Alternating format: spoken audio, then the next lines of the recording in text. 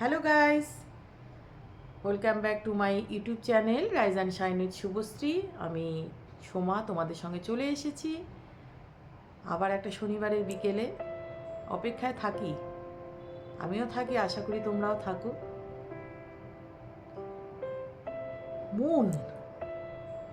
মনকে শান্তি দিতে হবে, তাই না? আজকে ভিডিও টপিকে আমি আস্তে আস্তে ঢুকছি। আমাদের প্রত্যেকের জীবনে না ভীষণ অশান্তি তৈরি হয়ে যাচ্ছে, তাই না? প্রচুর অর্থ, প্রচুর টাকা থাকলেও আমরা কিন্তু শান্তি পাচ্ছি না কেউ। মাঝে মধ্যে আমাদের মুখ দিয়ে বেরিয়ে যায় সুখ স্বপনে শান্তি শ্মশানে। আমার মনে হলো যে এটাকে নিয়ে আমি একটা ভিডিও করি। হ্যাঁ, একটা রিকোয়েস্ট এসেছিল যে দিদিভাই আমি কীভাবে শান্তি পাবো, আমার প্রচুর অর্থ আছে কিন্তু আমি শান্তি পাচ্ছি না, তুমি কিছু টিপস বলে দাও। তাছাড়া আপনার রিকোয়েস্ট ছাড়াও আমার নিজেরও মনে হয়েছিল যে এটা নিয়ে আমি একটা ভিডিও করব, সেই জন্য আমি চিন্তাভাবনা করছিলাম। যাই হোক, আপনার রিকোয়েস্টটা আসার পর সেটা ট্রিগার করলো আর কি। কারণ আমি দেখলাম যে এই সমস্যাটা আবালবৃদ্ধ বনিতা প্রত্যেকের, খুব ছোট বালক থেকে শুরু করে বৃদ্ধ পর্যন্ত, যতদিন আমাদের মস্তিষ্ক সচল থাকে ততদিন এই প্রবলেমটা আমাদের প্রত্যেকের মধ্যেই আছে। এই মনের শান্তি খুঁজতে হলে আমাদের নিজের মনকে শান্তি দিতে হবে। মনকে শান্তি দিতে গেলে মনকে আগে আমাদের শান্ত করতে হবে। তাহলে বুঝতেই পারছো আজকে আমি আমার ভিডিওর কোন টপিকে ঢুকে যাচ্ছি, যে আমাদের মনকে আমরা কিভাবে শান্ত করব এবং মনকে শান্তি দেব, যার বিনিময়ে আমরাও কিছু শান্তি পাব। অনেক অট্টালিকায়, সুউচ্চ অট্টালিকায় বাস করে মানুষ কিন্তু শান্তিতে থাকছে না। আবার খুব সাধারণ ডালে ভাতে বাঙালিতেও কিন্তু শান্তি রয়েছে।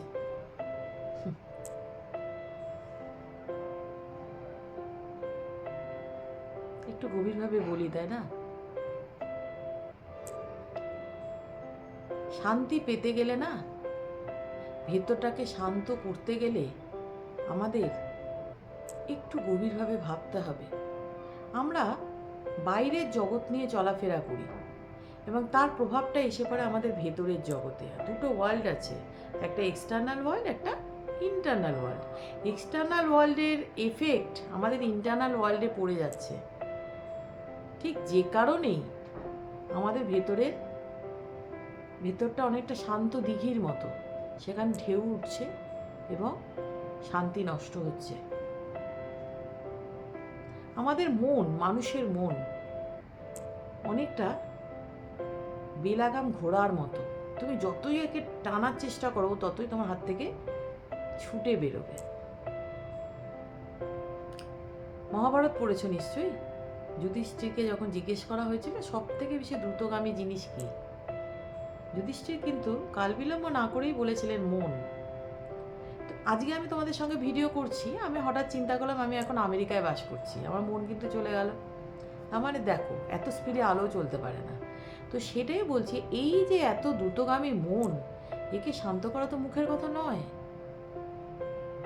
কিন্তু একে শান্ত না করতে পারলে জীবনে শান্তি আসবে না, তাই না? আজকের ভিডিওর টপিকটা হলো আমরা কিভাবে আমাদের মনকে শান্তি দেব এবং বিনিময়ে আমরা শান্তি নেব। তোমার লাইফে একটা খুব বড় সমস্যার মধ্যে দিয়ে তুমি যাচ্ছ, প্রবলেমের মধ্যে দিয়ে যাচ্ছ, সে তোমার পারিবারিক হোক, কর্মক্ষেত্র হোক, কাজের চাপে হোক। তুমি হঠাৎ ডিসিশন নিয়ে ফেলে হিট অফ দ্য মোমেন্টে যে আমি সব কিছু ছেড়ে চলে যাব। হ্যাঁ, তুমি যেতেই পারো, এটা তোমার ডিসিশন। কিন্তু আমি তোমাকে একটা কথা বলবো, যে তুমি তোমার বাইরের জগৎ থেকে তুমি বেরিয়ে যাচ্ছ, কিন্তু তোমার ভেতরটাকে কি তুমি এখানে রেখে যেতে পারছো? পারছো না তো। তোমার ভেতরটাকে নিয়েই তো তোমাকে যেতে হচ্ছে। তাহলে তোমার সমস্যার সমাধান কি হলো? হলো না। তাহলে আমি চলে আসি যে কিভাবে আমাদের মনকে আমরা শান্তি দিতে পারি, তাই না?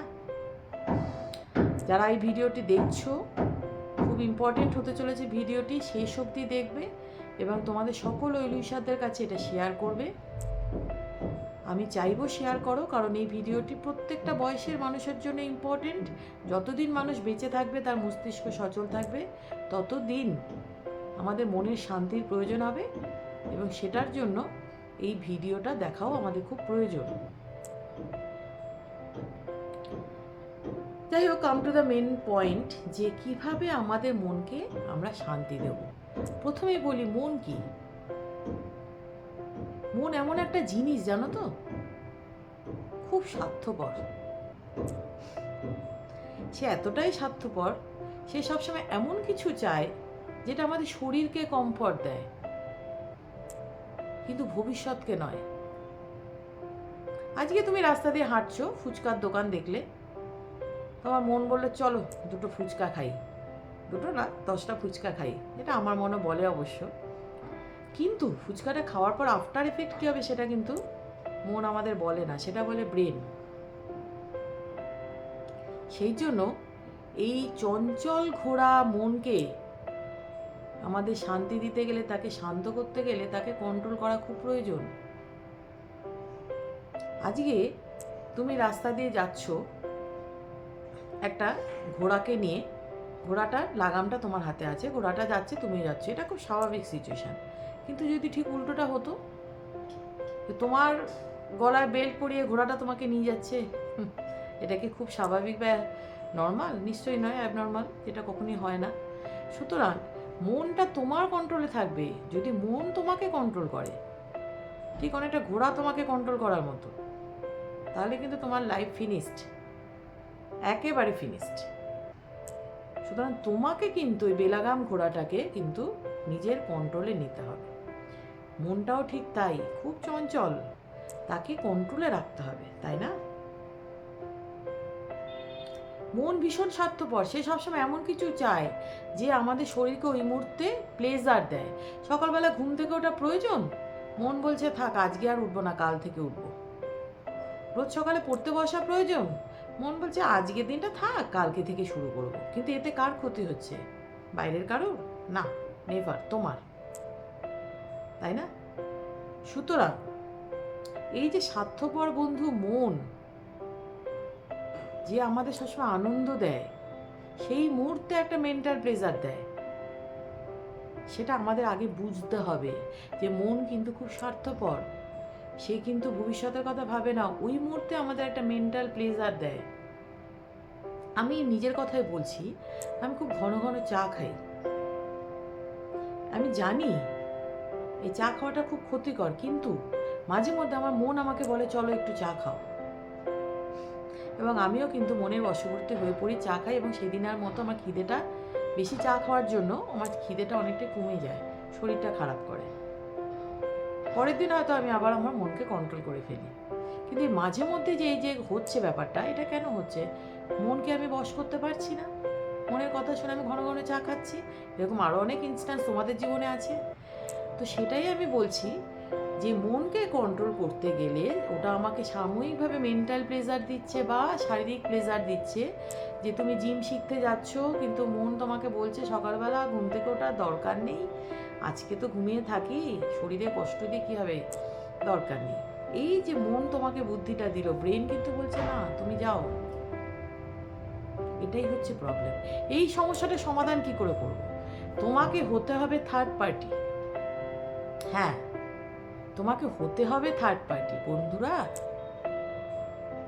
প্রত্যেককেই বলছে, আমার দাদা, দিদি, ভাই, বোন, যারা আছো আমার লিসেনার, যারা আমার পরিবারের সদস্য, তোমাকে you should have to be third party. Brain আর মাইন্ড, এই দুটোর মাঝখানে তোমাকে বসতে হবে। মনে করতে হবে ব্রেন কি চাইছে, মন কি চাইছে, এবং এই দুটোর ক্ষেত্রে রিয়ালিটিটা কোথায়। যেটা রিয়ালিটি, সেখানেই তোমাকে চলতে হবে। অনেক সময় দেখা যায় মনও আমাদের রিয়ালিটির ক্ষেত্রে একই মত দেয়, তখন তুমি মনের কথা শোনো, তার মানে মন কন্ট্রোলে আছে।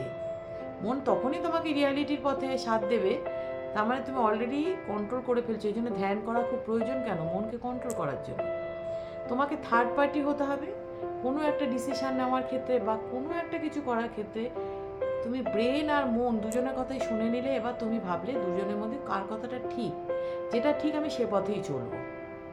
যদি তুমি এই তৃতীয় ব্যক্তির ভূমিকা পালন করো, তাহলে মন কিন্তু তোমাকে আর কন্ট্রোলে রাখতে পারবে না। মন বুঝে যাবে যে আমার কথা সব শুনছে না। স্বার্থপর বন্ধু আমাদের থাকে না, কিছু কিছু স্বার্থপর বন্ধু, কাজের বেলায় কাজই, কাজ ফুরালে বাজি। মানে কাজ হয়ে গেল তোমাকে দিয়ে, কাজ হয়ে গেলে পালিয়ে গেল। আমাদের মনটাও কিন্তু আমাদের ক্ষেত্রে অনেকটাই তাই, যার জন্য আমাদের জীবনে অনেক ক্ষতি হয় মনের কথা শুনেই, তাই না? তো সেই ক্ষেত্রেই আমাকে থার্ড পার্টি বা তোমাকে থার্ড পার্টি হতে হবে। ব্রেন এবং মনের মাঝখানে কোনটা রিয়ালিটি, তোমাকে কিন্তু বাস্তবের কথা ভাবতে হবে, একটু ফিউচারের কথা ভাবতে হবে, যে ফিউচারে এই দুটোর মধ্যে কার কথা শুনলে আমার ফিউচারটা ভালো হবে। তুমি এটা করেই দেখো না, আজ থেকে শুরু করো, এখন থেকে শুরু করো, দেখবে তুমি উপকার পাবে। এবং আমার মনকে আমি এভাবেই কন্ট্রোল করতে পেরেছি। হ্যাঁ পেরেছি, খুব অশান্ত ছিল আমার মন, আমি কিন্তু এভাবেই আমার মনকে শান্ত করেছি। আশা করি তোমরাও পারবে এবং পারতে হবে। মনকে শান্ত করো, দেখবে জীবনে শান্তি তোমার এমনি আসবে, মনেও শান্তি আসবে।